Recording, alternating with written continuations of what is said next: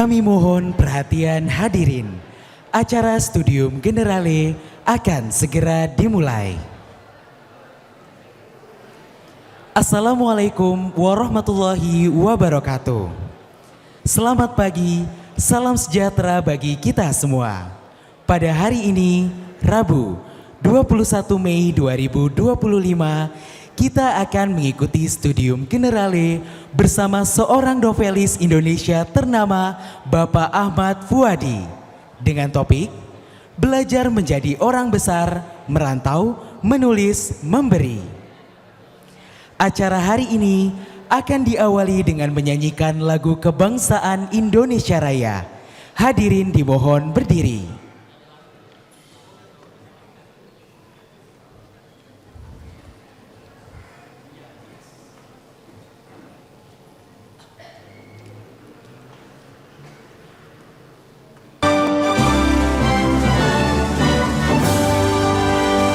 Indonesia tanah airku, tanah tumpah darahku. Di sanalah aku berdiri, jadi pandu ibuku. Indonesia kebangsaanku, bangsa dan tanah airku. Marilah kita berseru, Indonesia bersatu. Hiduplah tanahku, hiduplah negeriku, bangsaku, rakyatku semuanya. Bangunlah jiwanya, bangunlah badannya untuk Indonesia Raya.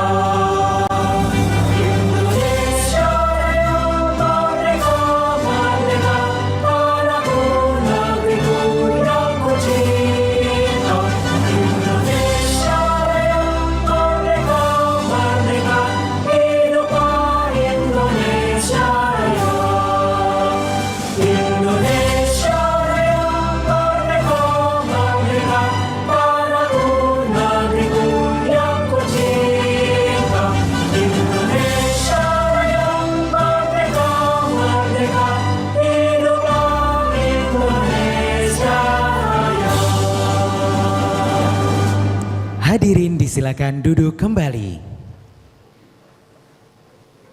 Selanjutnya, kita akan mengikuti penyampaian sambutan dari Koordinator Mata Kuliah KU 4078 Studium Generale yang sekaligus akan membuka acara pada hari ini. Kami silakan dengan hormat Insinyur Henry Syamsuddin MSc PhD.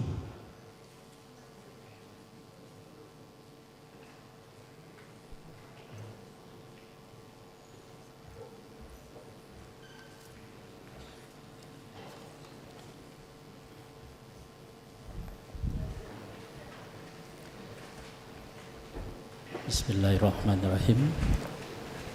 Assalamualaikum warahmatullahi wabarakatuh. Salam sejahtera, selamat pagi warga kampus Ganesha, Jatinangor dan Cirebon. Apa kabar semuanya? Semoga masih kuat, masih semangat dan masih sanggup menghadapi realita perkuliahan yang makin seru ya. Apalagi ini udah masuk minggu keberapa nih? 13. Ya, minggu keberapa pun tugas tetap datang tanpa permisi. Oke. Hari ini alhamdulillah kita dikasih jeda dari segala kejaran deadline, kuis dadakan, dan mungkin revisi tugas yang tidak pernah stop ya. Karena kita bakal bareng-bareng belajar bukan dari diktat ataupun dari slide PowerPoint, tapi dari kisah hidup langsung seorang tokoh inspiratif. Beliau adalah penulis bestseller, alumni pesantren, wartawan, peraih beasiswa ke luar negeri yang jumlahnya banyak sekali, dan yang paling penting masih bangga jadi orang Indonesia. Siapa lagi kalau bukan Bang Ahmad Fuadi, penulis Negeri 5 Menara.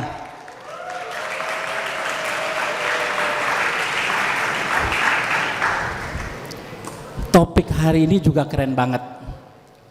Belajar menjadi orang besar, merantau, menulis, memberi.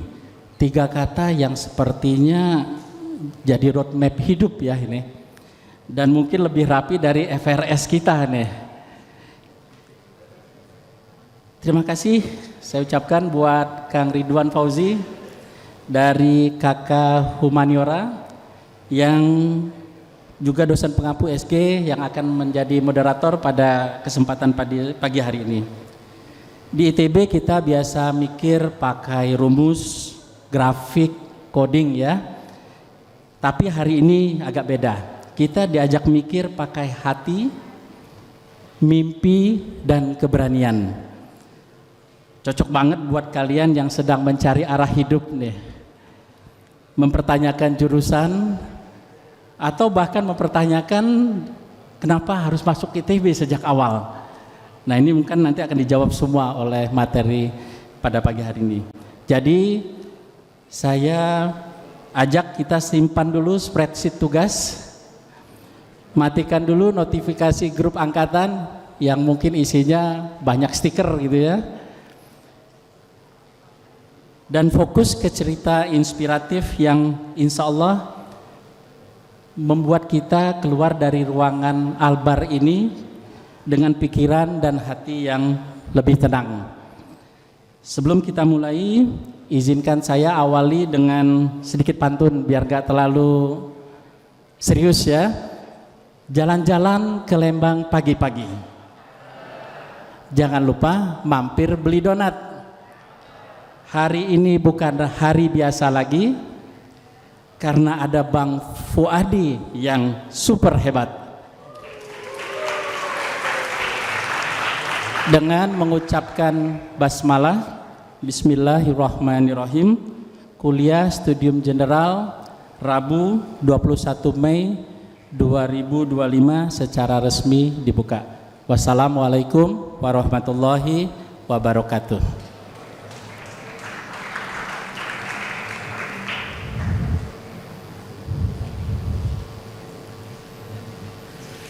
Hadirin yang kami hormati, kita akan memasuki acara utama pada hari ini yaitu Studium Generale yang akan dipandu oleh moderator yaitu Dr. Ridwan Fauzi MH. Beliau adalah dosen Fakultas Seni Rupa dan Desain dengan kelompok keahlian ilmu-ilmu kemanusiaan. Kepada Dr. Ridwan Fauzi, kami silakan.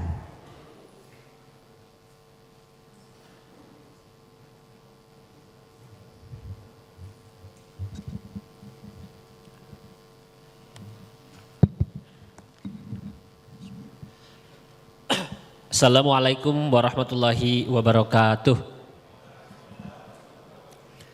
Salam sejahtera bagi kita semua, salam kebajikan, namo buddhaya, Om Swastiastu. Puji syukur kita panjatkan pada Tuhan Yang Maha Esa. Hari ini kita semua berkumpul pada kegiatan kita di Studium Generale dengan pemateri kita hari ini yang sudah hadir di hadapan kita, Bapak Ahmad Fuadi. Yang saya hormati Ibu Dr. Nurlaila Arif dari Direktur Biro Humas ITB, juga Bapak Insinyur Henry Syamsuddin PhD dari Koordinator Dosen Pengampu mata kuliah Studium Generale, Bapak Ibu dosen pengampu mata kuliah Studium Generale, para mahasiswa yang saya banggakan yang ada di Ganesha, kampus Cirebon, dan juga kampus Jatinangor. Juga yang saya banggakan pemateri yang sudah hadir di hadapan kita semua, yaitu Bapak Ahmad Fuadi. Beliau adalah penulis atau novelis Indonesia. Mohon tepuk tangan untuk pemateri yang luar biasa hebat kita kali ini. Sebelum saya bacakan CV-nya, tadi saya sudah bridging bahwa dulu ketika tingkat 1 dalam fase-fase merantau, bagaimana banyak keraguan dalam diri dan segala keterbatasan, novelnya Pak Ahmad Fuadi yakni Negeri 5 Menara betul-betul sangat insight ya, sangat powerful bagi saya secara pribadi, dan hari ini saya menjadi moderator pada kegiatan ini dan itu salah satu kebanggaan juga bagi saya ya. Baik, tanpa berlama-lama saya akan membacakan dan saya akan memanggil juga. Sebelumnya saya akan bacakan CV beliau. Beliau bernama Ahmad Fuadi, beliau lahir di Maninjau 30 Desember tahun 1972 kalau nggak salah ya. Beliau adalah penulis dari banyak novel. Riwayat singkat pendidikan beliau, beliau menyelesaikan MA Media of Art di University of London, kemudian University Washington, George Washington, kemudian PTIQ Perguruan Tinggi Ilmu Al-Quran, MA Ilmu Al-Quran, jadi keilmuannya sangat keilmuan luar biasa. Lalu di Unpad, dia alumni Unpad. Kemudian pernah suatu semester di University of Singapore, dan di masa-masa mudanya beliau merupakan alumni dari Pondok Modern Gontor gitu ya, luar biasa. Beliau sudah menulis banyak sekali novel, mungkin ada triloginya, Negeri Lima Menara, Ranah Tiga Warna, Rantau, Satu Muara, dan di antara film-film itu sudah difilmkan ya, menjadi film-film bioskop, dan hari ini masih ada film-filmnya di Netflix dan mungkin penyedia film lainnya. Tanpa berlama-lama karena banyak sekali ya biografi beliau, maka tanpa berlama-lama saya akan panggil pemateri yang hadir pada hari ini. Bapak Ahmad Fuadi, mohon dihaturanan Pak.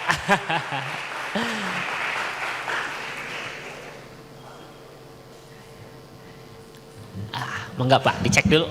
Ya, sami-sami. Yes. Cek dulu Pak, ada? Oke, kumaha ITB Bandung. Ada ya? Bagaimana Pak kabarnya? Sehat? Alhamdulillah, saya pagi-pagi nih jam 7 dari Jakarta. Oh cepet Pak ya? Iya, langsung bus sampai di sini. Iya, itulah alhamdulillah Bos. Di Bandung hari ini sedang dingin Pak. Satu karena hujan, dua karena Persib di puncak. Persib.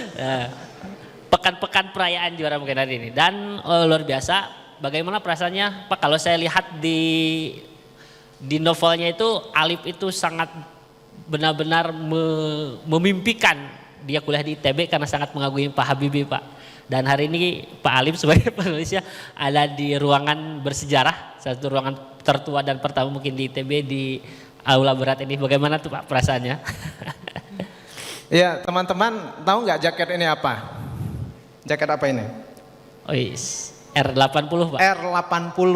Kenapa saya pakai hari ini? Bukan karena kedinginan, karena saya ingin dekat dengan ITB.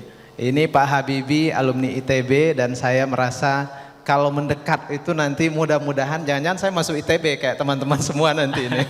Yes, luar biasa, tepuk tangan untuk beliau.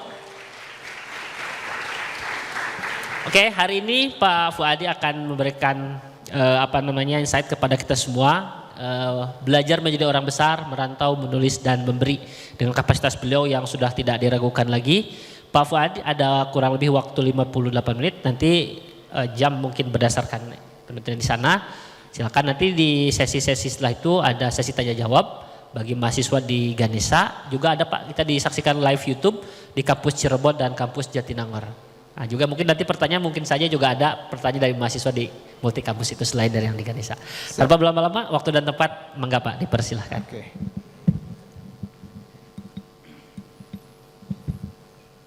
Bismillahirrahmanirrahim. Assalamualaikum warahmatullahi wabarakatuh.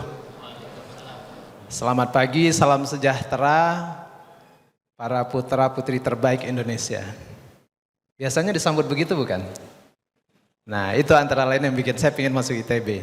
Terima kasih pengantarnya, Dr. Ridwan. Nah, kalau orang pesantren Duktur ya. Juga terima kasih kepada Pak Rektor yang sudah mengundang, Ibu Lala. Terima kasih juga Pak Henry untuk pengantarnya dan teman-teman ITB semua dari segala penjuru kampus. Hari ini saya akan bercerita karena saya penulis. Penulis itu sukanya bercerita. Saya akan mengajak teman-teman nanti berjalan ke berbagai tempat sambil bercerita. Apa kira-kira ceritanya? Ceritanya bagaimana kita bisa menjadi orang besar. Dan dalam cerita ini nanti ada tentang perantauan, tentang menulis, tentang memberi. Saya mau tanya dulu kepada teman-teman, di sini ada yang pernah dengar Negeri 5 Menara enggak? Dengar pernah.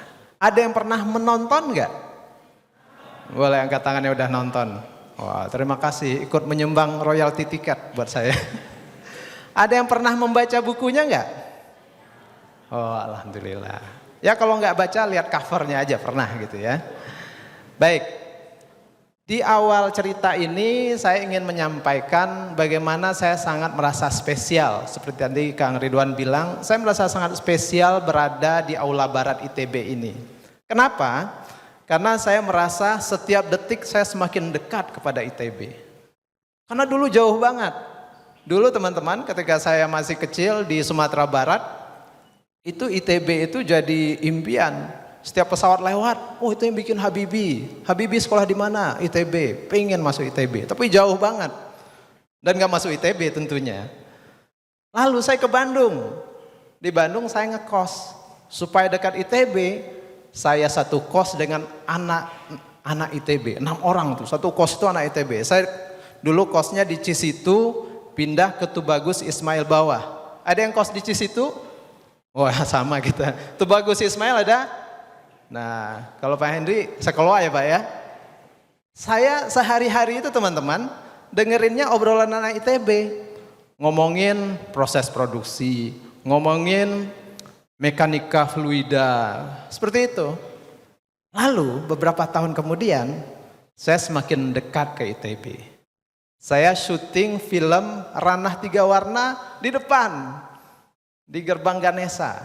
Makin dekat ke ITB. Hari ini saya ada di ITB. Terima kasih banyak ITB.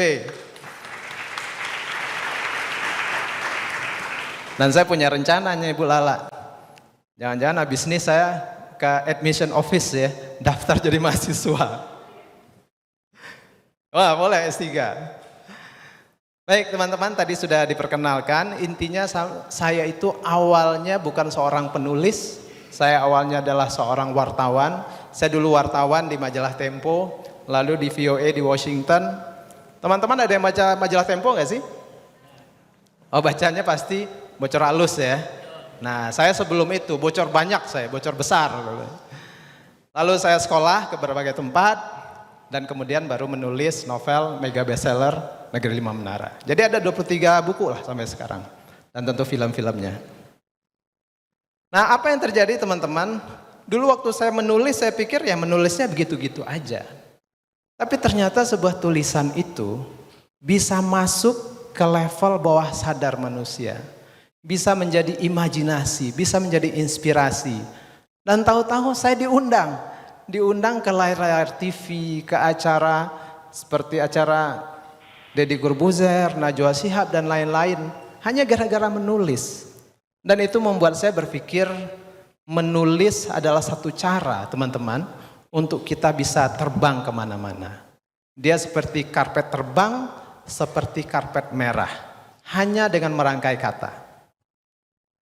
Nah, oke, itu pengantar. Sekarang kita jalan-jalan ya. Siap jalan-jalan? Oke.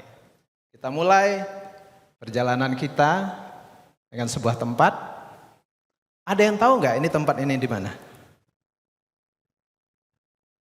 Ini adalah danau terindah di dunia versi saya. Ini Danau Maninjau. Saya lahir di sini. Di sebuah kampung di pinggir Danau Maninjau. Dan ketika itu semuanya terasa jauh. Dari Danau Maninjau ke kota terdekat itu Padang itu bisa 2 jam. Apalagi ke Bandung, apalagi ke Jakarta atau apalagi ke berbagai tempat di dunia. Tapi saya beruntung dibesarkan di keluarga yang paham literasi. Saya dibesarkan di keluarga guru. Dan kemudian guru yang tidak sekedar guru. Ibu saya guru. Jujur banget. Saking jujurnya teman-teman. Suatu hari ibu saya menjadi guru saya sendiri di sekolah. Dan sepanjang umur saya nilai saya bagus. Kecuali ketika sama ibu saya. nilai saya merah. Kenapa? Karena menurut ibu saya nggak perform di bidang yang diminta. Dan dengan nekatnya, dengan hati yang tidak sama sekali gentar, ibu saya kasih nilai saya merah. Dan ketika kita udah agak besar, ibu bilang, ini buat mendidik kalian nak, bahwa kejujuran itu sangat penting. Nilai itu adalah apa yang kita dapatkan, bukan karena didapat dari orang lain, bukan karena bantuan dari mana-mana. Yang kedua, saya dibesarkan dengan kartu pos. Teman-teman ada yang tahu kartu pos apa enggak? Kalau Ibu Lala sama Pak Hendy tahu. Zaman dulu teman-teman, sebelum ada email, orang berkirim kabar tuh dengan surat dan kartu pos. Ketika saya kecil, om saya dari kampung yang jauh ini dapat beasiswa ke Swedia. Yang kami sekampung pun saya yakin gak terlalu ngerti Swedia itu makanan apa negara gitu. Saking jauhnya dari realitas kita. Dan dia setiap musim berganti mengirim kartu pos ke saya. Musim gugur, gambar di Swedia yang penuh pohon-pohon yang menggugurkan daunnya. Musim salju, dia lagi megang salju. Yang saya dulu gak ngerti salju itu apa, saya pikir es serut gitu ya. Referensi saya cuma es serut waktu itu. Musim Piala Champion dia ngirim kesebelasan yang lagi final. Saya anak kampung terhubung dengan dunia dan itu membuat saya punya impian. Oh ternyata dunia itu bisa kita capai. Batas geografis itu bisa tembus untuk belajar. Jadi keberuntungan saya dimulai dengan situasi keluarga yang seperti itu. Nah teman-teman tadi saya udah bilang ya, saya itu cita-citanya mau ke ITB lah, mau jadi kayak Habibie, mau sekolah ke Eropa kayak Pak Henry itu ke Cranfield ya Pak ya. Dan nilai saya bagus, wah saya senang banget. Saya masuk SMA favorit ke ITB, mungkin bisa. Lalu saya melapor ke ibu saya. Di Minang itu nama ibu itu biasanya dipanggil Ama ya. Bilang, Mak nilai saya bagus, saya mau masuk SMA lalu ke ITB. Dan ibu saya bilang ini, nah nilai sebagus ini kamu gak boleh masuk SMA. Loh kenapa?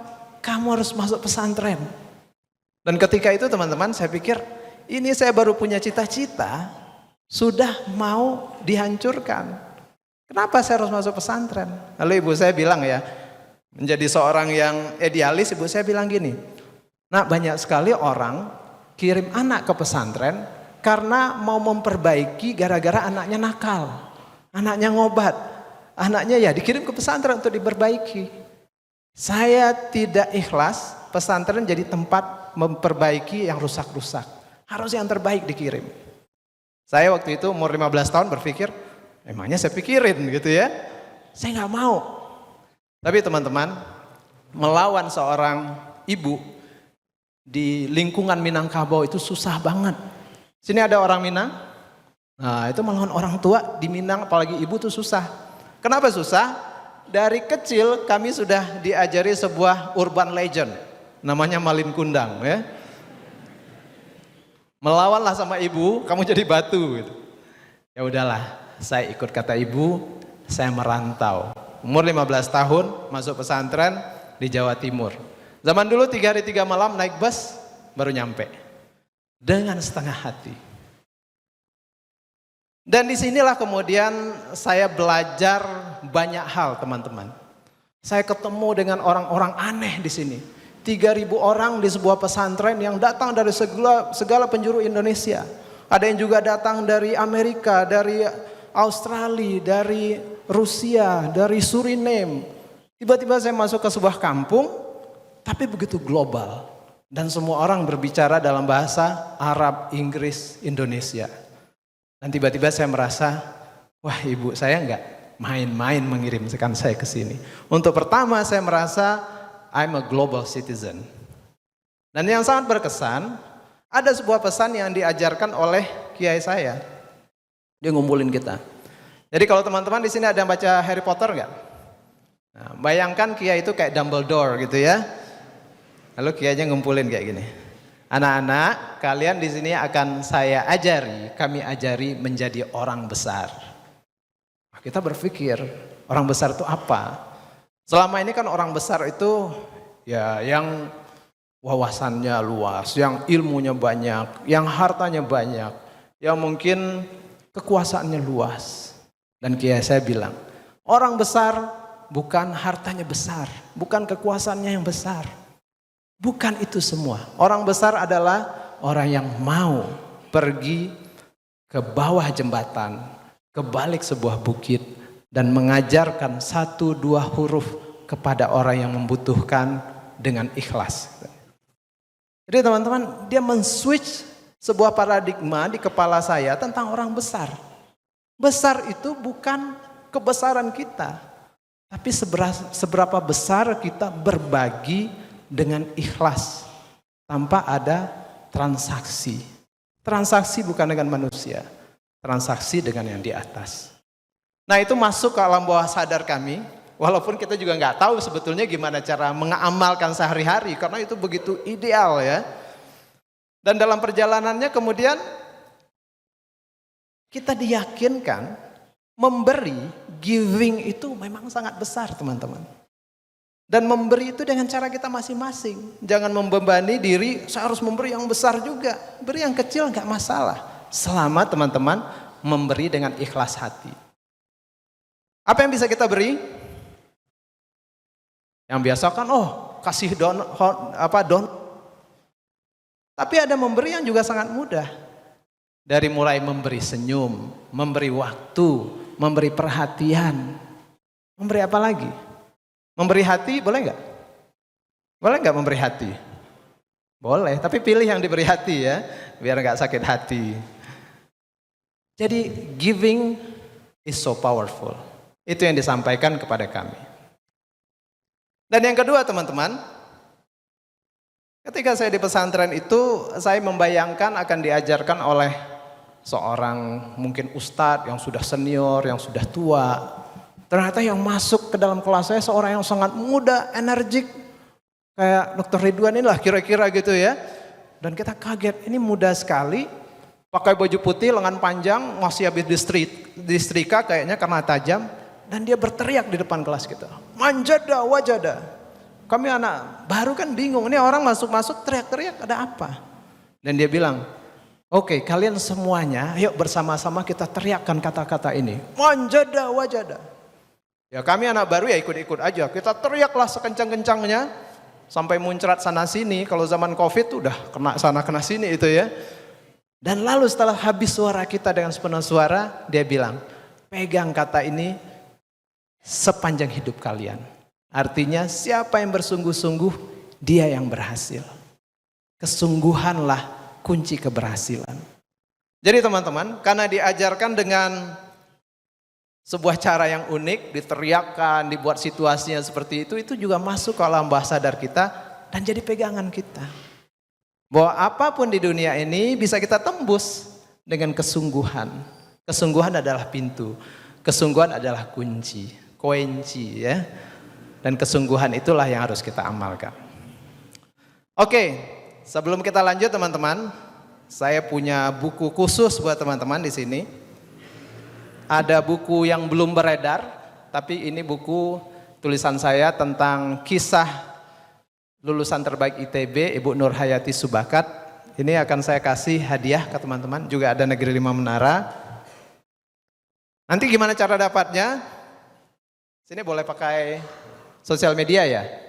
Ya, teman-teman nanti silakan menulis apapun di sosial media tentang acara kita.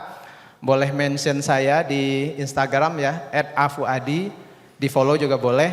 Nanti saya akan lihat setelah acara yang menarik atau yang beruntung nanti dapat buku ini. Oke? Dan tentu dengan tanda tangan. Oke, kita balik. Tadi sampai mantra manjada wajada.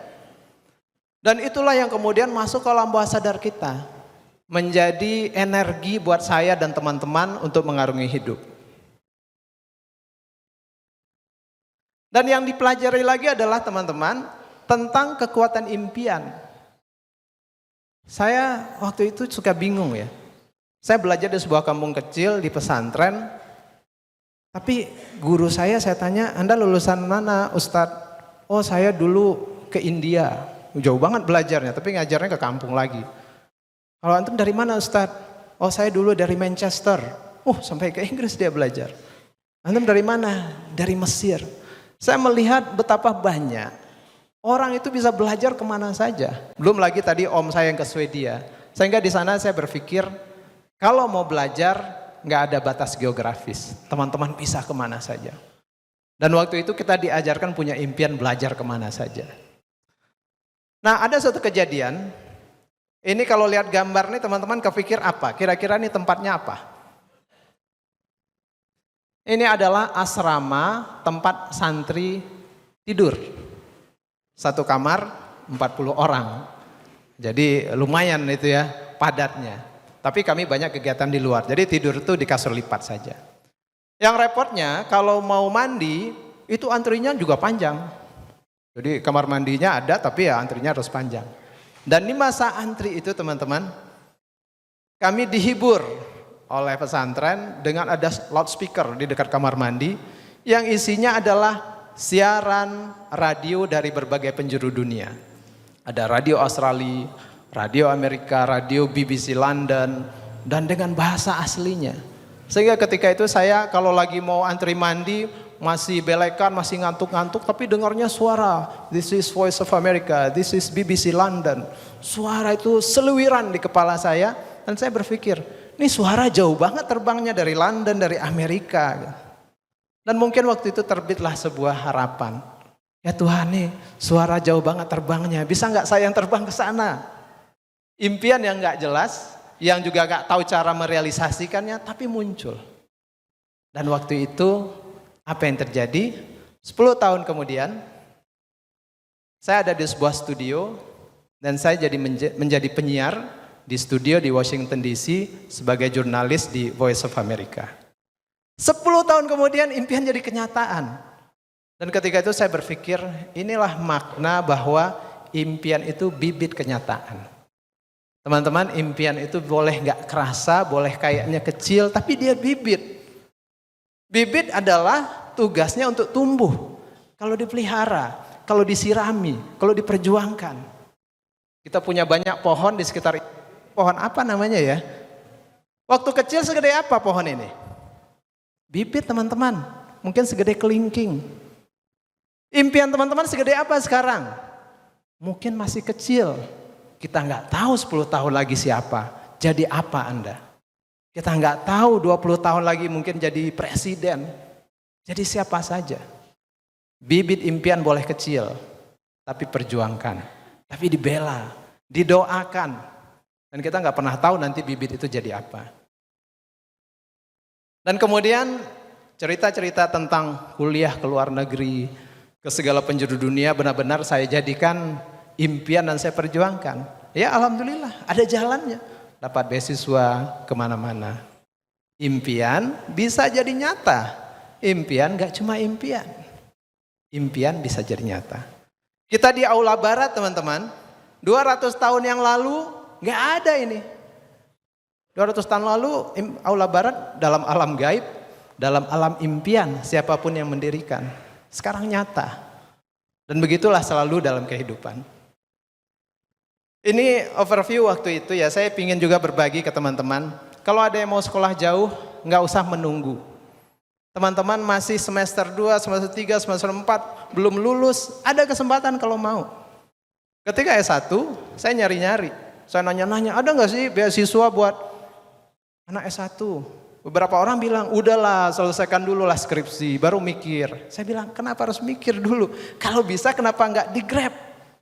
Dan waktu itu masih kuliah semester 5 kalau gak salah, saya dapat kesempatan ke Quebec, Kanada, tinggal di sana, bagian dari beasiswa itu. Dan belajar menjadi minoritas, ini penting teman-teman ya. Ini yang mayoritas di sini kadang-kadang merasa business as usual dalam hidup. Padahal kalau dibalik kita belajar banyak. Dan merantau jauh itu teman-teman belajar menjadi tidak nyaman dan menjadi minoritas. Dan itu yang membesarkan kita.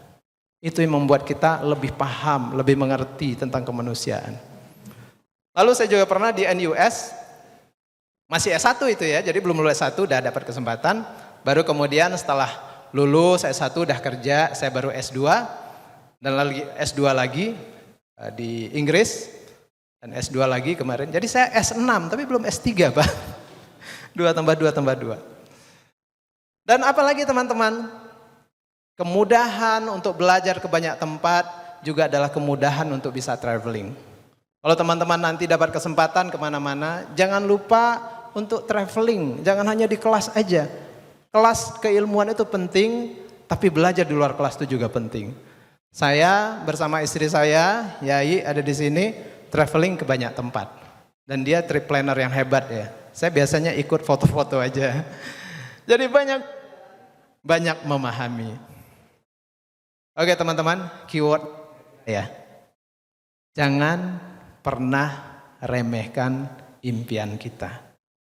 Karena setinggi apapun, bagi Tuhan itu enggak tinggi. Bagi Tuhan itu gampang.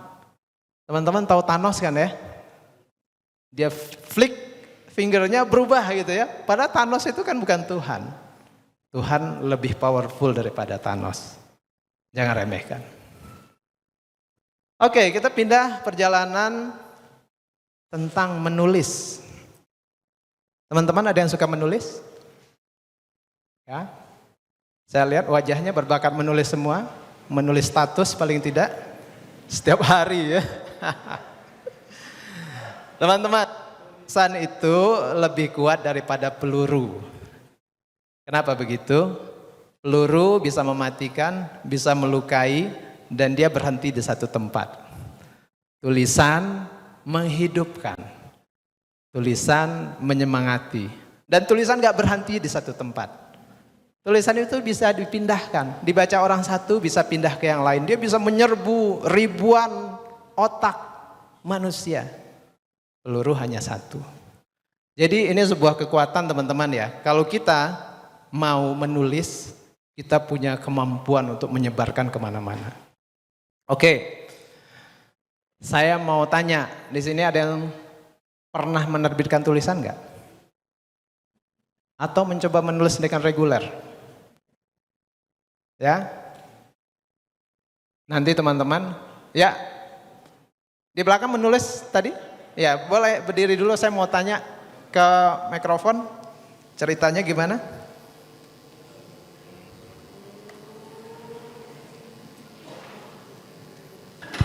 Tes, Ya. oke. Ya, namanya siapa? Izin perkenalkan diri dulu, aku Jeremia Salatua dari jurusan matematika. Matematika penulis. Gimana Jeremy? Nulis apa? Jadi dulu aku pernah nulis sebuah artikel. Jadi aku nulis artikel itu politik dan remaja dulu judulnya. Dan aku pernah nyoba, jadi cuman iseng nyobain untuk serahkan ke koran Kompas waktu itu. Dan ternyata 2 minggu kutunggu ternyata ada, walaupun memang di section yang bukan section utama gitu. Jadi ada yang di corner kecil di halaman 2 kalau nggak salah, corner kecil di pinggir bawah kiri gitu. Tapi ya pernah menulis. Wah, tepuk tangan dong teman-teman ya. Anak matematika menulis kalibernya Kompas lagi ya. Kayaknya kamu layak dapat buku deh. Mau buku? Boleh. Oke, kita kasih buku 1 ya.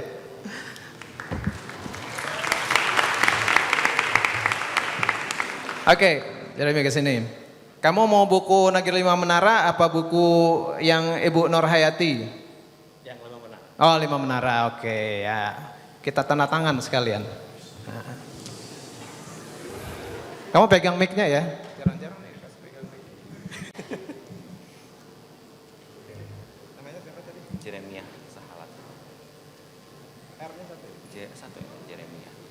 Kamu dari mana SMA? SMA Negeri 15 nggak terkenal. SMA mana? Aku dari SMA Negeri 15. Di mana itu? Itu di Sarijadi. Dari Jadi. Katanya terkenal. Ya kurang terkenal sih sebenarnya. Bukan SMA favorit Bandung gitu. Kamu jadi menulis, kamu nanti akan terkenal apalagi dengan ITB ya. Thank you Jeremy. Ya.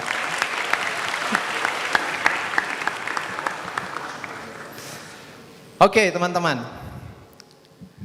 Tadi oke. Jadi tulisan itu punya kekuatan yang luar biasa. Mudah-mudahan nanti Jeremy langsung menuliskan lebih banyak lagi. Nah, ketika saya mulai menulis tahun 2009 itu saya menulis novel Negeri 5 Menara. Ini sebetulnya saya cukup kaget karena ini pengalaman pertama saya menulis novel dan langsung menjadi mega bestseller. Mega bestseller itu apa sih? Mega bestseller itu definisi penerbit. Kalau bukunya terjual 100.000 eksemplar kurang dalam setahun, digelari mega bestseller. Dan kemudian dapat award. Dan kemudian yang menarik, menulis itu ternyata teman-teman dia bisa berkembang pindah-pindah bahasa. Jadi yang diterjemahkan ke bahasa Inggris, ke bahasa Melayu, dan ke bahasa yang sebelah kiri itu. Ada yang bisa baca huruf Sirilik nggak? Saya sih nggak bisa ya, tapi saya yakin itu buku saya gitu ya. Nah, saya kasih sedikit tips buat menulis ya teman-teman. Terus saya nulis apa? Pertanyaannya kan? Pertanyaan itu teman-teman bisa jawab dengan interest teman-teman sendiri. Contohnya, saya nulis novel anak rantau. Tadi Ibu Lala baru punya anak rantau. Ini anak rantau ini idenya dari mana? Idenya karena saya melihat situasi sosial di lingkungan saya nggak benar. Saya pingin protes. Tapi saya kayaknya kalau protes nggak akan didengar. Kalau saya ikut demo mungkin bisa terdengar sementara. Tapi saya nggak bisa ngomong banyak. Saya tuliskan. Jadi teman-teman, kalau kita nggak happy dengan lingkungan kita dan pingin protes, salah satu caranya dengan menulis. Dan dengan menulis itu teman-teman, kita bisa menumpahkan semuanya. Dan lucunya, yang diprotes kadang-kadang nggak tahu dia diprotes. Dia menikmati ceritanya sambil ketawa-ketawa. Tapi mudah-mudahan ada yang berubah dalam hal itu. Ya. Lalu apalagi? Kalau teman-teman punya kisah inspirasi atau kisah nyata dari orang tua, dari saudara yang menarik, bisa dijadikan bahan tulisan juga. Apalagi bahan tulisan itu? Wah, saya nggak bisa nih nulis panjang-panjang kayak gitu. Nulis tugas saja udah pusing gitu ya. Teman-teman, bisa nulis yang pendek-pendek. Buku apa itu? Buku anak. Apalagi namanya picture book. Itu gambarnya yang gede 1 halaman. Kalimatnya hanya 1 baris. Jadi bisa teman-teman, kalau kita mau yang pendek-pendek juga. Bagaimana kalau teman-teman punya tokoh yang dikagumi, baik itu di lingkungan nasional atau seorang kita yang inspiratif, seorang dosen kita, itu bisa jadi bahan, bisa jadi novel biografi. Nah, saya menulis ada novel biografi Lafran Pane, pendiri HMI, ada Hamka, Reginanja, dan yang terakhir Ibu Nurhayati Subakat, alumni terbaik ITB untuk farmasi. Ini masih ada 3 bukunya ya. Jadi, oh ini tambahan. Wah, ini istri saya baik banget ya, bagi-bagi tambahan buat teman-teman. Nah, kuncinya apa kemudian teman-teman dalam menulis itu? Menulis bukan bahasa tulisan fisik. Semua orang bisa menulis dengan fisik. Menulis menurut saya perlu kekuatan bahasa hati. Jadi menulislah dengan sepenuh hati, itu yang biasanya sampai ke hati pembaca. Jadi kadang-kadang saya melihat dalam sebuah buku itu ada kata-kata, ada kalimat, itu semuanya adalah yang fisiknya. Tapi ada ruang-ruang yang gak terlihat, yang bahasa hati itu. Jadi kalau teman-teman menulis dengan sepenuh hati, kemungkinan nanti bisa mengena ke hati pembacanya. Ya. Nah, sebetulnya kalau teman-teman mau bisa menerbitkan novel setahun setelah ini. Jadi pada tanggal 21 Mei 2026 teman-teman punya peluang punya novel sendiri. Caranya gimana? Caranya nulis saja setiap hari. 1 halaman setiap hari. 1 tahun berapa hari? 365 hari. Kalau teman-teman gak skip ya, paling enggak tahun depan punya 300-an halaman. Sudah modal untuk menulis sesuatu. Kalau mau ya, konsisten. Jadi konsepnya itu kita kayak pepatah itu. Sedikit-sedikit lama-lama menjadi buku. Ya, sedikit-sedikit lama-lama menjadi buku. Bisa kalau mau. Nanti buktikan, siapa tahu tahun depan ada yang mau nerbitin. Oke. Nah, yang menarik lagi menulis itu teman-teman seperti karpet terbang. Wah, yang naik karpet terbang biasanya siapa? Aladin ya. Saya kadang-kadang merasa jadi Aladin punya karpet terbang. Karpet terbang apa itu? Dalam arti yang sebenarnya juga itu terjadi. Jadi pernah ini ada cerita, berapa tahun yang lalu ada sebuah email. Emailnya bilang kayak gini, Dear Mr. Ahmad Fuadi, we would like to invite you to come to our campus. Bahasa Inggris kan, nggak mungkin dari ITB nih, kalau ITB bahasa Indonesia. Dari mana ini? Ternyata itu dari University of California at Berkeley. Jauh, salah satu kampus terbaik di dunia. Saya tanya, Anda mengundang saya buat apa? Anda datang ke kampus kami, cerita tentang buku Anda. Saya bilang, buku saya kan cerita anak pesantren dari kampung, apa menariknya? Dia bilang, justru karena ceritanya lokal, kami tertarik. Jadi kemudian saya buru-buru bilang iya ya, takut nanti dibilang nggak serius, nggak dikirim tiket kan. Lalu kirim tiket, saya terbang sama istri saya juga ke Berkeley teman-teman. Untuk ngapain? Itu cerita tentang tulisan saya aja. Saya terbang gara-gara buku saya. Ini yang sebelah kiri atas, disuruh masuk kelas, ngajar mahasiswa di sana, hanya isi buku saya aja. Dan kemudian Profesor Jeff Hadler namanya, dia bilang, kira-kira dia bilang gini, you know what, gitu. Kami udah pakai buku Anda sebagai buku bacaan wajib untuk 2 mata kuliah di sini. Gitu. Waktu itu saya GR banget teman-teman. Buku saya jadi bahan mata kuliah. Emangnya kuliah apaan Prof? Gitu. Dia bilang, ini kami di Asian Studies punya mata kuliah namanya Intro to the People of Southeast Asia. Mengenal masyarakat Asia Tenggara. Cara mengenalnya apa? Dia merekomendasikan film, merekomendasikan buku untuk dibaca dan lain-lain. Jadi bayangin tuh mahasiswa itu besok ujian, malamnya baca Negeri 5 Menara. Lumayan. Dan kemudian yang sebelah kiri bawah, itu di Australia, anak SMA di Australia itu punya elektif ya. Salah satunya wajib baca buku tentang Indonesia. Yang sebelah kanan teman-teman, ini bedah buku di Washington DC. Dan yang hadir nih crowdnya beda lagi nih. Crowdnya ada diplomat, politikus, orang-orang hebat gitu ya. Dan yang paling di depan tuh, paling duduk depan tuh orang terkenal di masanya teman-teman. Dia wakil menteri pertahanan Amerika, bosnya Pentagon. Duduk paling depan, paling banyak nanya. Kapan lagi bisa di posisi untuk seorang seperti saya? Bisa karena jalur menulis. Ya. Jadi salah satu jalur untuk punya karpet merah adalah menulis. Tentu teman-teman punya jalur masing-masing, tapi saya mau cerita. Inilah dunia menulis. Dia punya banyak sekali kemungkinan-kemungkinan. Oke, kita mau lihat bagaimana tulisan itu kemudian dia pindah medium teman-teman. Dia tidak hanya bentuk kata-kata, tapi bisa menjadi visual. Boleh kita putar?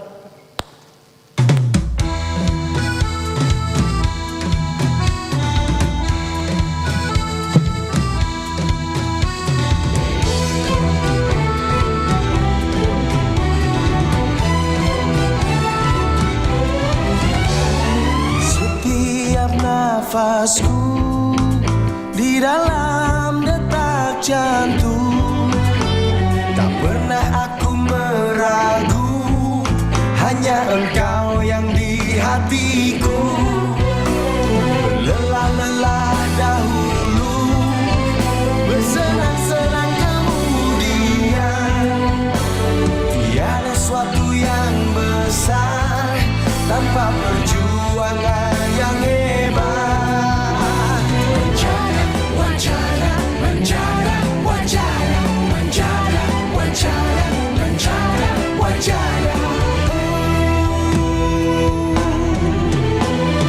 Air yang mengalir jernih tak akan keruh menggenang.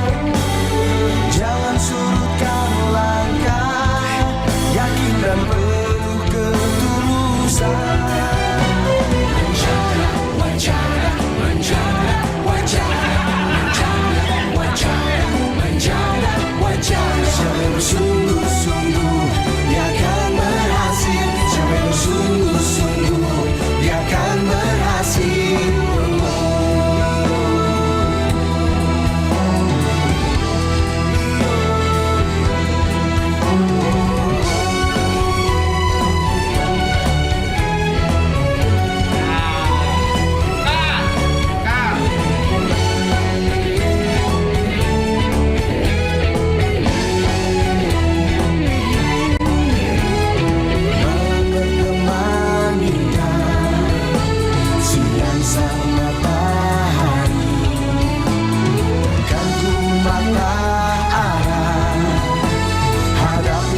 semua rintangan. Wow.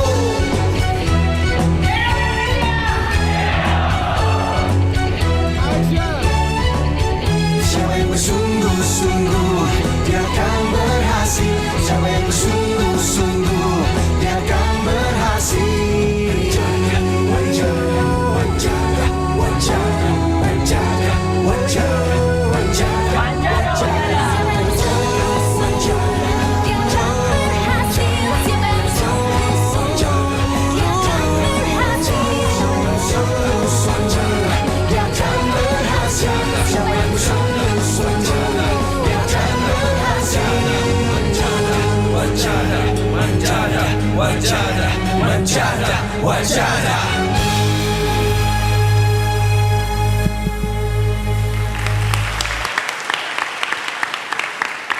Ya, tahun 2012 teman-teman ada di mana ya?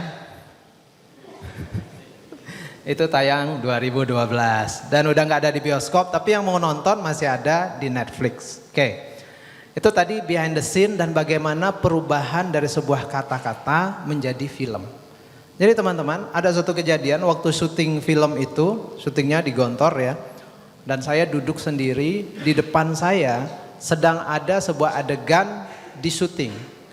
Ada sekitar 1.000 orang figuran. Ada sekitar 40 mobil kru dari Jakarta. Ada pemain dan lain-lain. Jadi itu 1.000 orang lebih sibuk di depan saya entah ngapain. Dan saya kemudian berpikir, ini keributan apa ini? Dan saya berpikir dari mana awalnya? Dan kemudian saya sampai pada kesimpulan semua kehebohan itu hanya dimulai dengan satu huruf saja. Huruf apa itu? Huruf pertama yang kita tulis sebagai penulis. Tapi huruf itu tidak berhenti teman-teman. Ditambah huruf kedua, huruf ketiga jadi kata, kata jadi kalimat, kalimat jadi paragraf, paragraf jadi bab, jadilah buku. Jadi yang pengen menulis, mulai dari satu huruf aja. Tapi jangan biarin satu huruf. Dilanjutkan, dilanjutkan. Dan kita nggak tahu dia jadi apa nanti. Oke, dari video tadi saya mau tanya nih, ada hadiahnya ya. Sebutkan 3 lokasi syuting Negeri 5 Menara. Ada yang bisa? 3 lokasi? Ya silakan. Benar nggak ya? Kalau nggak benar kita lempar pertanyaan ini. Ya. Ya namanya siapa? 3 lokasi tempat syuting Negeri 5 Menara. Assalamualaikum warahmatullahi wabarakatuh. Salam. Selamat pagi Pak, selamat pagi teman-teman semuanya.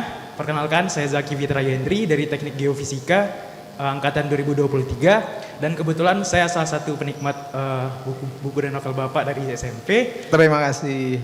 Dan saya berasal dari provinsi yang sama-sama Bapak, yaitu di Pariaman di Sumatera Barat. Iya. Kita MU, Minang United. Gimana? Oke, untuk pertanyaan 3 tempat syuting dari 3 Negeri 5 Menara. Iya Pak. Lokasi, 3 lokasi syuting. Yang pertama tuh ada kalau di filmnya tuh ada di Pasa Bukit Tinggi. Yang kedua tuh ada di Gontornya sendiri, di pesantren yang ada di Gontor. Terus ada di bentar. Boleh dibantu lifeline. Oh ya, dan di scene terakhirnya ada di London. Di London. Benar nggak teman-teman? Benar. Oke, maju. Kita kasih buku. Oke, maju sini. Coba pegang mic-nya sambil bilang kamu SMA di mana dulu? Saya SMA di SMA 1 Pariaman. Keren. Nama tadi siapa? Zaki Fitra Yendri. Oke, Zaki. Boleh salam? Oh, boleh salam, boleh. 2 kali juga boleh. Ini ada temannya nggak mau motoin ini? Biar ada. Tuh foto dong. Tuh ada. Fotografer. Oke Zaki, makasih ya. Sukses ya. Elo-elo nagi orang. Oke teman-teman. Kita lanjut ya. Tadi perjalanan kita udah sampai mana tadi? Alih wahana ya. Nah teman-teman, dari berbagai buku tadi sudah ada beberapa film. Jadi dari buku ke film, Negeri Lima Menara tadi 2012. 2019 ada lagi PH yang nelfon, Mas boleh nggak difilmin? Kan udah difilmin, saya bilang. Enggak, kita mau bikin serialnya. Jadi ada serialnya di Maxstream 2019. Lalu 2022 ada yang nelfon lagi, boleh nggak difilmin buku keduanya? Jadi Negeri Lima Menara ada buku keduanya, Ranah Tiga Warna. Ranah Tiga Warna itu ceritanya cerita anak mahasiswa. Lokasinya di mana? Kebanyakan di Bandung. Cocok nih buat teman-teman ya. Ada yang udah nonton Ranah Tiga Warna? Ya, ada di Prime Video, oke?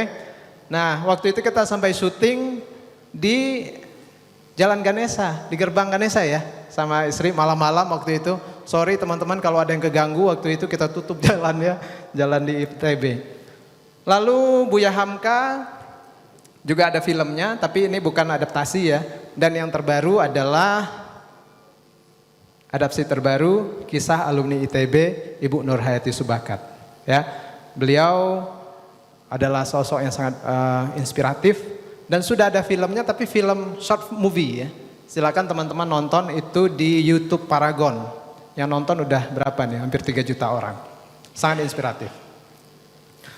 Nah, balik ke pertanyaan bagaimana menjadi orang besar. Tadi keyword menjadi orang besar itu apa teman-teman? Menjadi orang besar tadi apa keywordnya? Memberi, apa lagi? Ikhlas, apa lagi? Dengan cara sendiri-sendiri. Saya terus berpikir setelah dewasa, setelah bekerja di Amerika, pulang ke Indonesia, merasa hidup nyaman, gaji sudah enak, keluarga juga sehat. Kemudian saya kepikir-pikir, ya Allah, saya itu belum mengamalkan menjadi orang besar sepenuhnya. Saya belum banyak memberi. Yang saya beri hanya keluarga dekat, hanya teman-teman. Bagaimana supaya lebih banyak memberi? Nah, kebetulan dengan menulis kita bisa memberi cerita, memberi inspirasi. Dan pada suatu ketika buku terbit, terjadi gempa besar di Padang. Banyak sekolah bangunan yang runtuh. Salah satunya ada TK yang runtuh, yang udah belajarnya di bawah tenda. Waktu itu saya pikir, mungkin saya bisa mengajak pembaca untuk memberi sedikit-sedikit saja. Kita bikin buku edisi gempa. Jadi novel ini edisi gempa. Setiap membeli Anda artinya menyumbang 1.000. Dan lumayan ternyata. Lalu penerbit bilang, wah kami juga mau chip in, mau ikut juga. Jadi gini teman-teman, niat baik itu kalau kita selalu sampaikan, kadang-kadang ada orang yang ikut bantu. Rame-rame kemudian akhirnya kekumpul, gak terlalu banyak, berapa puluh juta. Kita bawa ke Padang, kita bikin sekolah baru buat anak-anak itu. Itulah realisasi dari memberi sedikit-sedikit dengan cara masing-masing. Dan sampai sekarang kemudian kami lanjutkan bersama istri saya dan teman-teman juga pembaca, kita bikin sekolah PAUD gratis di beberapa tempat. Dan ada yang sudah mandiri dan sekarang terakhir ada yang di Bintaro. Jadi teman-teman silakan cari cara teman-teman sendiri untuk menjadi orang besar dengan memberi itu.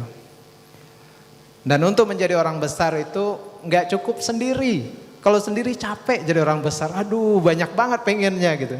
Cari teman, cari mentor, teman seperjuangan, support system, circle-nya yang asik supaya nggak capek. Dan untuk menjadi orang besar teman-teman, kadang-kadang capek mental. Jadi mental health teman-teman ini perlu dipikirkan juga. Nah, apa obat mental health? Saya sama Kang Ridwan nih sama-sama dari pesantren, kita diajari mental health. Dan ini mujarab kalau kita pakai. Sayangnya kadang-kadang kita anggap dia obat generik aja ya. Ya klise-klise gitu. Padahal kalau satu-satu dipraktekkan mujarab teman-teman. Apa itu? Pertama syukur. Syukur itu gratitude teman-teman.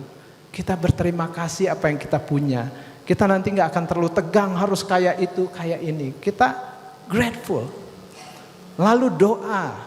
Doa itu kekuatan luar biasa teman-teman. Kita nggak bisa ngapa-ngapain. Yang bisa ngapa-ngapain yang di atas. Doa is so powerful. Lalu prasangka baik. Sering kita negative thinking ya udah mikir ini itu. Ganti mindsetnya menjadi prasangka baik. Dan kalau kita udah usaha, udah habis-habisan. Bilang, saya udah manjada wajada nih. Ternyata nilai semesteran saya masih jelek. Udah sungguh-sungguh. Kok enggak juga? Kita nggak bisa menuntut gitu teman-teman. Ada yang kedua namanya sabar. Sabar dalam proses. Kalau usaha teman-teman sudah habis-habisan, doa sudah habis-habisan, ada namanya tawakal. Tawakal ini konsep di pesantren ya. Artinya saya wakilkan. Usaha saya sudah habis, doa saya sudah habis, saya wakilkan kepada Yang Maha Kuasa untuk hasilnya. Kalau udah tawakal tuh plong teman-teman. Karena udah melalui usaha dan doa. Dan yang terakhir adalah ikhlas. Ikhlas itu artinya apa? Ada yang tahu nggak ikhlas itu artinya apa? Ikhlas itu salah satu artinya adalah bersih. Bersih apa sih? Hatinya bersih, semuanya bersih, tidak ada kepentingan, tidak ada transaksional, semuanya untuk yang di atas. Dan kalau sudah bersih dari segala kepentingan teman-teman, kita punya jalur high speed internet kepada the highest power. Nah itulah ikhlas kira-kira. Jadi berusahalah sebaik-baiknya, berdoalah sehebat-hebatnya, serahkan semuanya kepada yang paling punya otoritas. Insya Allah itu jadi obat mental health kita.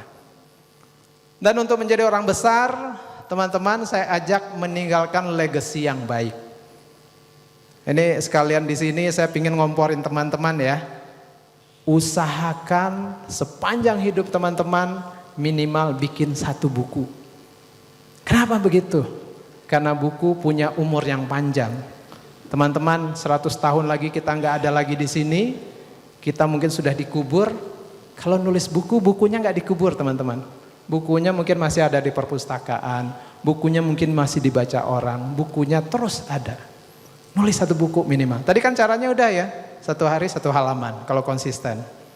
Nggak termasuk buku nikah ya, buku tabungan gitu ya. Buku, benar-benar buku. Lalu ya as you know it ya, jejak digital itu selamanya. Teman-teman bikin konten di mana saja, mau TikTok, mau Instagram, mau di X. 100 tahun lagi ada kemungkinan masih ada. Bayangkan kalau itu konten kita dilihat oleh anak cucu kita, mereka bangga apa enggak? Kita bikin mereka bangga. Jadi pilihlah jejak digital dan konten kita yang baik-baik. Sharing sebelum sharing. Dan jadilah otentik. Nah, baik teman-teman. Kalau mau info lebih lanjut, baik beasiswa, tentang menulis, itu ada di sosial media saya, bisa teman-teman lihat. Dan sebagai penutup, kita lihat video Negeri 5 Menara. Trailernya, silakan.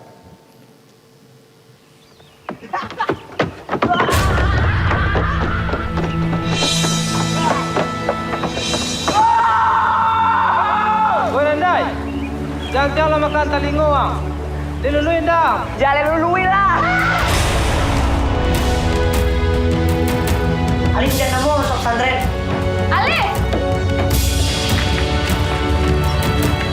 Di sini kalian juga akan kami didik untuk menjadi orang besar.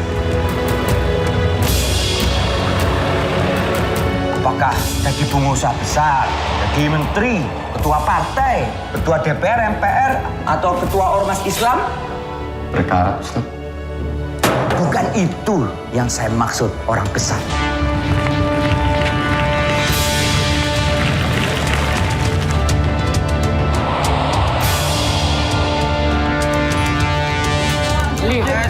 Aku akan jadi orang besar itu.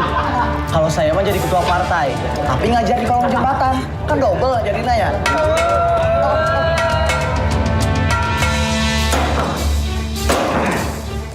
Ingat, bukan yang paling tajam.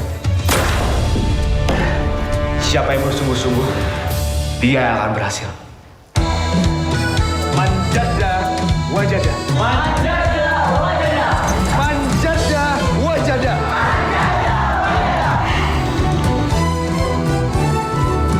Kita bikin janji nih di menara ini. Nanti kita akan bertemu dengan foto menara kita masing-masing. Alif, kemana mimpimu? SMA di Bandung, terus ke ITB. Kau pikir saya mau menara cuma masuk? Tidak ada hubungannya dengan itu. Aku memang dari awal nggak mau di sini.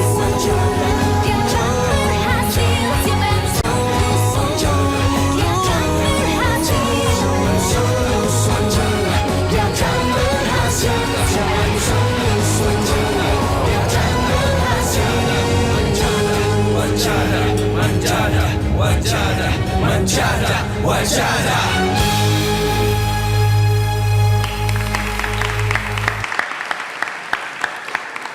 Oke, yang pingin kepoin filmnya atau rewatch di Netflix tadi ya. Nah, saya pingin tanya teman-teman, masih ada buku? Nah, masih ada. Ada nggak yang mau berbagi sedikit apa rencana Anda menjadi orang besar sesuai dengan apa yang kita ceritakan hari ini? Oke, depan saya ya, kerudung hitam, boleh?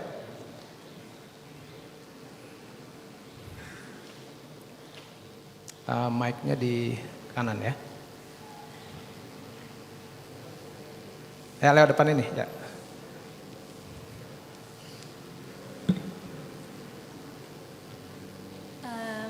Perkenalkan, saya Yomania Syakira dari jurusan Fisika.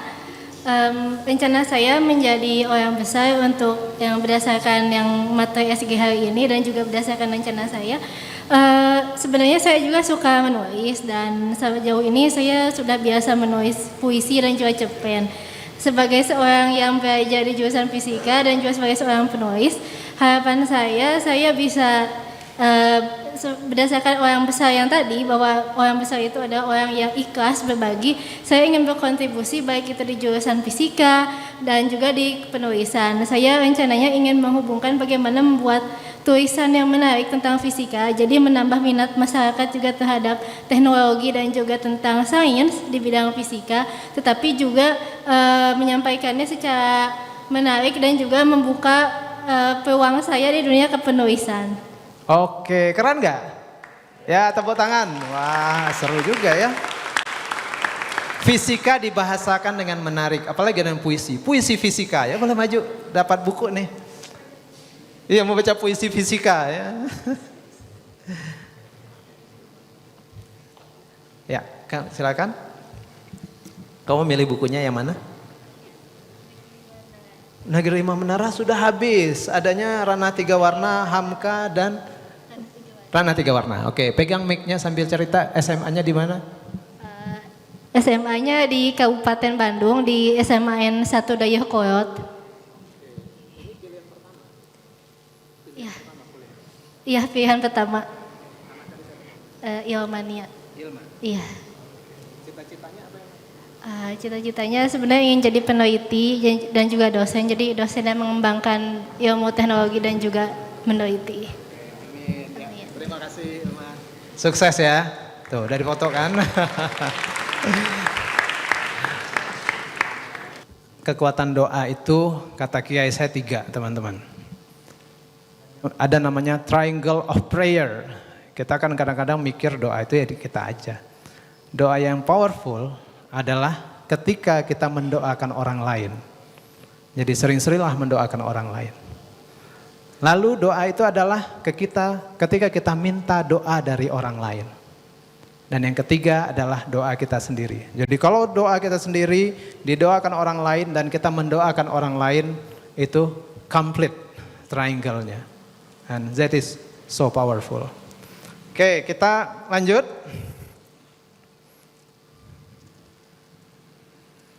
Pertanyaannya teman-teman di penghujung ini, siap nggak Anda menjadi orang besar?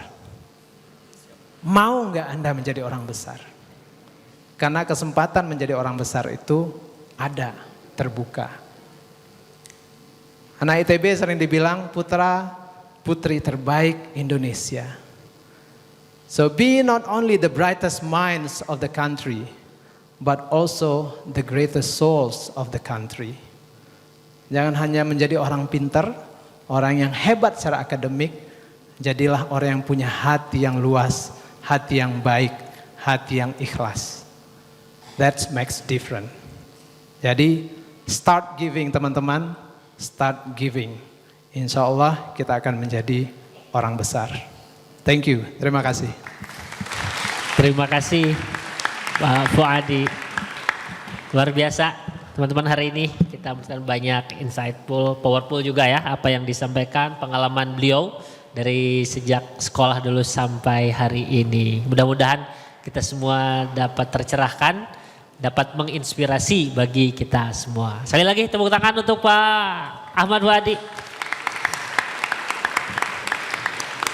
Baik, setelahnya saya akan memberikan kesempatan kepada para mahasiswa yang hadir di Aula Barat pada hari ini untuk memberikan pertanyaannya atau mungkin silakan catatannya mungkin atau pengalamannya kepada pemateri kita pada hari ini. Kalau mungkin nanti Pak Nanan ada yang dari YouTube, mohon juga disampaikan. Ada juga dari YouTube ya, nanti akan saya bacakan setelah saya pilih mungkin 2 orang terlebih dahulu dari Aula Barat ini.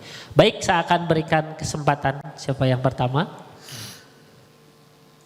Baik, 1 yang paling kiri, 2 yang di depan ya.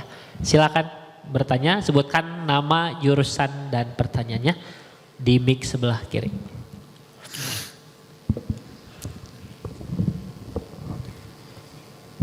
Assalamualaikum warahmatullahi wabarakatuh. Waalaikumsalam warahmatullahi wabarakatuh. Selamat pagi dan salam sejahtera untuk kita semua. Terima kasih atas kesempatan yang diberikan.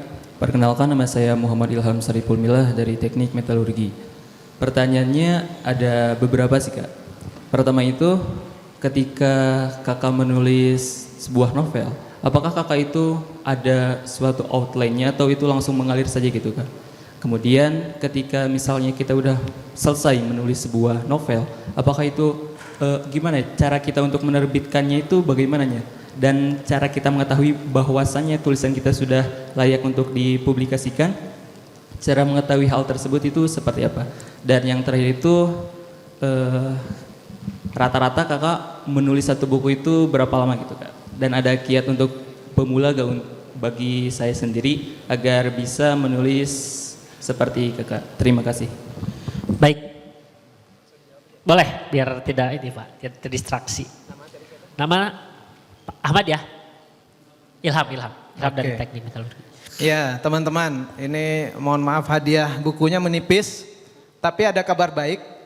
Di pintu luar, di Selasar, itu ada booth Gramedia. Kalau teman-teman ada yang tertarik, siapa tahu udah diskon, minta aja diskon anak ITB, siapa tahu dikasih gitu ya. Nanti bisa tanda tangan juga. Baik, pertanyaan tadi dari teman kita, ini lebih teknik tentang menulis novel ya. Saya biasa nulis novel seperti apa. Setiap penulis itu punya cara masing-masing, punya jurusnya masing-masing kayak pesilat gitu ya.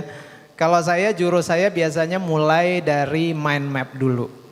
Mind map itu kenapa? Karena bagi saya itu kayak mau pergi ke sebuah tempat yang saya nggak tahu tempatnya, terus saya masuk Google Map. Paling nggak kebayang dulu tuh jalurnya. Dan mind map itu teman-teman memudahkan kita karena mind map itu kan nggak ada beban harus detail ya. Mind map itu dia ide-ide besar aja, lalu dicari koneksinya.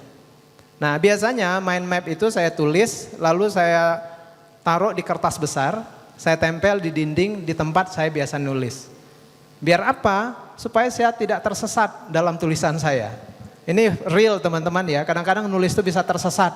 Tersesat dari tulisan masing-masing itu bisa. Kita mau nulis ini jadinya kok A, jadinya kok C. Nah mind map membantu. Oke. Kemudian gimana kita kalau udah punya naskah, kira-kira terbit bisa apa enggak gitu ya. Yang kita tulis itu teman-teman, itu perlu biasanya diedit. Edit itu bisa self-editing, bisa diedit oleh orang lain, bisa dikasih masukan oleh orang lain. Nah orang sering nanya, gimana supaya bukunya bagus? Jawaban saya gini ya, punyalah istri atau pasangan suami yang mau baca naskah kita. Nah saya beruntung nih punya istri saya, Yai. Yai ini juga dulu wartawan di Tempo, sekarang sibuk di PR gitu ya. Dulu dia rajin itu kalau ada naskah saya, satu draft saya store ke dia, nanti dicoret-coret, kayak dosen aja dia dicoret-coret, ini jelek. Dan benar sadarlah teman-teman, sebagai penulis, tulisan pertama kita pasti jelek. Itu oke, tapi perlu diperbaiki. Jadi ada editing ya, editing bisa self-editing atau cari pasangan yang mau atau orang dekat yang mau mengedit. Nah kalau udah lumayan rapi, itu bisa kemudian kita biarin berapa bulan, jangan sampai 30 bulan ya. Ya 2 bulan 3 bulan nanti kita baca lagi. Biasanya kita fresh eyes bacanya lebih enak. Nah rata-rata berapa lama nulis? Tiap orang juga beda-beda nulisnya. Ada penulis cepat, ada penulis lambat. Saya lumayan penulis lambat. Menulis itu bisa setahun, 2 tahun. Tapi kalau memang bisa cepat, why not gitu ya. Cuma saya percaya kalau terlalu terburu-buru nanti kualitasnya turun ya. Jadi nanti seiring dengan pengalaman akan ketemu sendiri. Nanti kira-kira di mana yang pas gitu ya. Oke, baik. Ini penanya pertama boleh dikasih buku deh. Kamu bukunya mau yang mana? Ilham. Tinggarana Tiga Warna, Hamka, sama buku Ibu Nur Hayati. Ya? Ya, maju ke depan. Silakan maju. Sama tadi yang komen lagi saya lihat ya, yang komen di sosial media, sekalian kita panggil juga deh. Silakan boleh dipilih dulu Pak. Ya, pilih dulu.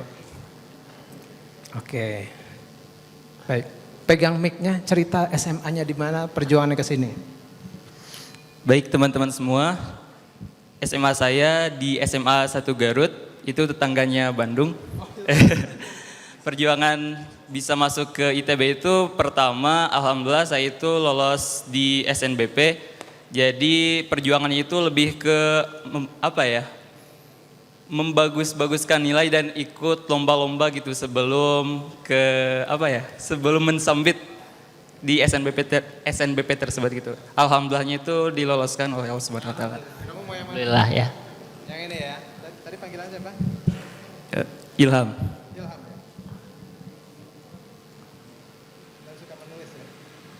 Alhamdulillah saya juga ketika SMA dan SMP juga pernah kolaborasi sama guru dan juga itu tuh diterbitkan akan tetapi ada kolaborasinya gitu. Tepuk tangan, sudah menulis. Oke, baik. Terima kasih teman-teman. Ini yang dari mention tadi ya. Oke. Ini banyak banget ya, tapi saya harus memilih, mohon maaf ya. Yang merasa akunnya NUNII_O Nuni.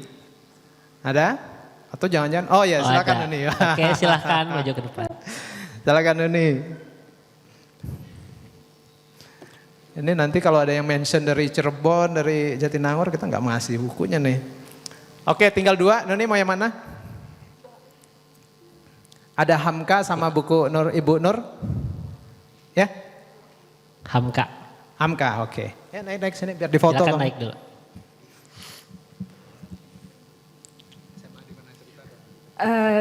Saya SMA-nya di Kabupaten Polewali Mandar, Sulawesi Barat. Di mana? Kabupaten Polewali Mandar, Sulawesi Barat. SMA 1 Polewali. Ya. Jauh banget ya. Betul. Panggilannya siapa Nuni? Nuni, betul. Sekarang jurusan? Teknik Lingkungan, angkatan 2021. Sukses Nuni ya. Foto dulu tuh. Belum. Oke, makasih Nuni. Ya, terima kasih. Tepuk tangan dong. Tepuk tangan untuk Nuni. Satu lagi mungkin Pak, ada pertanyaan dari YouTube ya, yang mungkin dari kampus 2 ya. Dari Jatinangor Pak, dari Asyifa Nurul Ilmi. Mau bertanya terkait penulisan autobiografi tentang orang lain, perspektif siapakah yang paling Fuadi tulis? Apakah perspektif sebagai orang yang mengagumi atau orang itu sendiri? Apakah pernah ada kendala diprotes dengan tidak sesuai apa yang dialami orangnya langsung? Atau Pak Fuadi minta izin dulu kepada orang yang ingin ditulis? Sekian pertanyaan saya. Iya, silakan Pak. Oke, jawab langsung ya. Oke, buat Asyifa terima kasih pertanyaannya. Pertama, autobiografi itu biasanya istilah untuk orang yang nulis sendiri, kan auto ya. Jadi kalau dituliskan orang lain itu biografi disebutnya. Dan saya menulisnya biografi perspektif siapa. Jadi teman-teman, kita ambil contoh Hamka. Itu adalah perspektif saya membaca semua buku Hamka yang bisa saya baca, mewawancarai orang yang masih kenal Hamka, mewawancarai anak cucunya, ponakannya, dan kemudian saya ambil saripatinya. Jadi itu dari perspektif saya sebagai pembaca seorang figur, apalagi orangnya udah nggak ada. Nah, bagaimana dengan contoh lain, Ibu Nur Hayati Subakat? Beliau masih ada. Dan sumbernya ya sumber utama kan, kalau Hamka kan udah meninggal, sumbernya udah sumber kedua, ketiga. Karena itu saya mewawancarai beliau dengan perspektif saya. Jadi pertanyaannya itu adalah dari kepala saya. Kalau istilah kita pakai AI, promptnya dari saya gitu ya. Prompt ini kan menentukan jawaban juga kan, alurnya mau kita kemana. Nah itu yang saya susun. Jadi pertanyaan adalah dari saya, kerangkanya dari saya, tapi jawabannya itu pure dari Ibu Nur Hayati. Jadi ketika itu bertemu, prompt dari saya, jawabannya dari ibu, kombinasi itulah yang kemudian menjadi alur cerita di biografi tadi. Nah, apa kendala yang dialami? Pernah ada kendala yang diprotes dan tidak sesuai? Oh, apakah ada kendala? Bisa saja. Kan kita menceritakan biografi itu kehidupan hidup seseorang ya. Ada mungkin dalam hidup itu orang mau meng-highlight sesuatu, ada yang dia ingin melupakan atau menyimpan atau buat kepentingan private keluarga saja.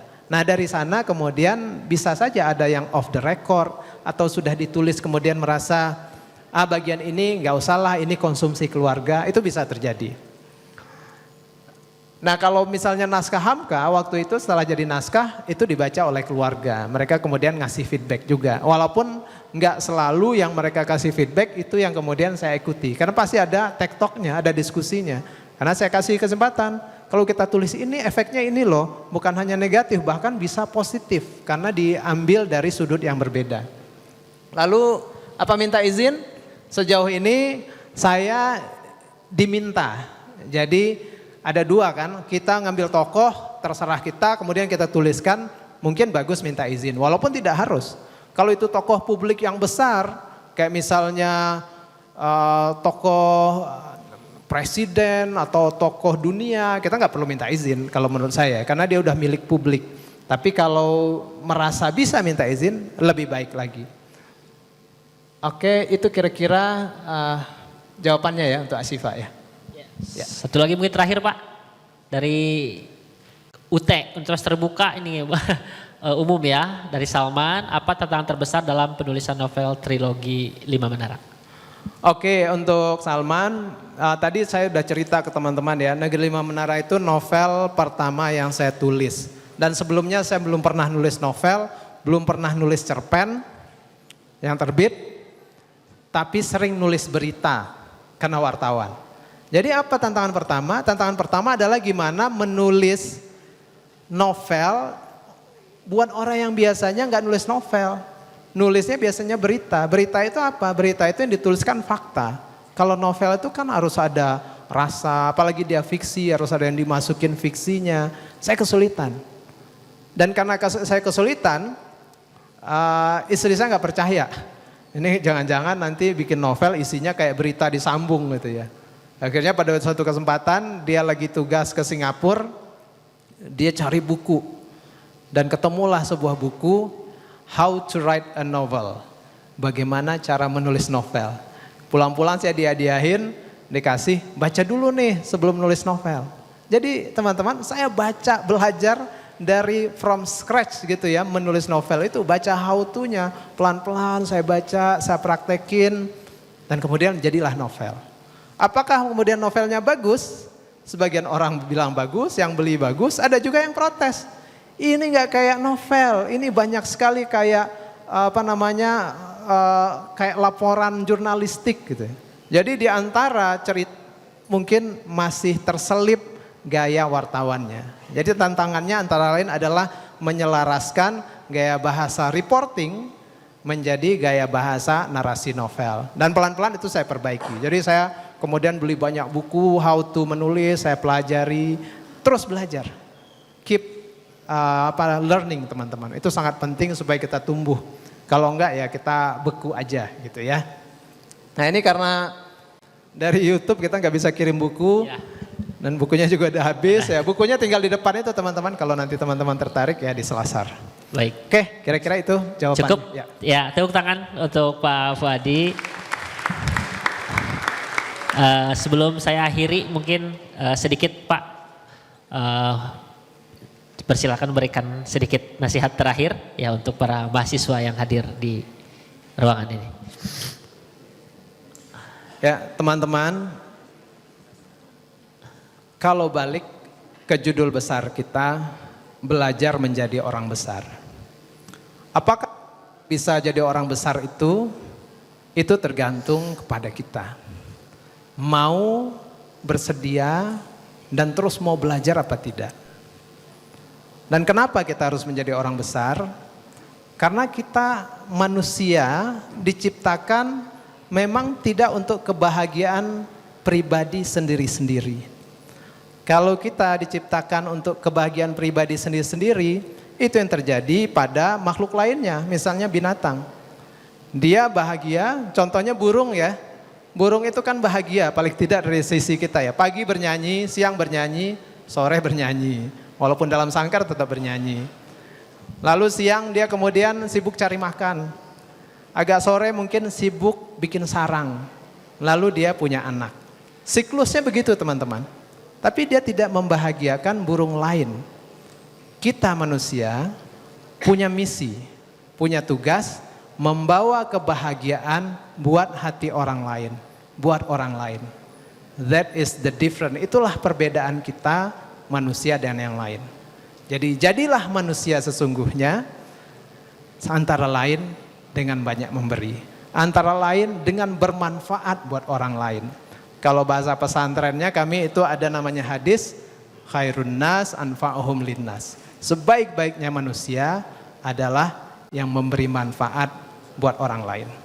Terima kasih, semoga teman-teman menjadi orang besar, tidak hanya the brightest minds, tapi juga the greatest souls of the country. Terima kasih, Assalamualaikum warahmatullahi wabarakatuh. Waalaikumsalam. Luar biasa hari ini. Kita mendapatkan banyak pencerahan pada kita semua. Terima kasih semuanya. Sebelum saya akhiri, saya ingin tutup dengan kutipan Pak Fuadi di novel 5 Menara kalau nggak salah. Menulislah karena tanpa menulis engkau akan hilang dari pusaran sejarah. Dengan terima kasih itu saja. Terima kasih Pak Fuadi yang sudah powerful pada hari ini. Terima kasih para mahasiswa semua. Saya berikan kepada MC. Assalamualaikum warahmatullahi wabarakatuh. Kepada Bapak Ahmad Fuadi, kami mohon untuk tetap di tempat. Selanjutnya, Direktur Komunikasi dan Humas ITB akan memberikan piagam penghargaan kepada Bapak Ahmad Fuadi. Kepada Dr. Lala Arif, kami silakan.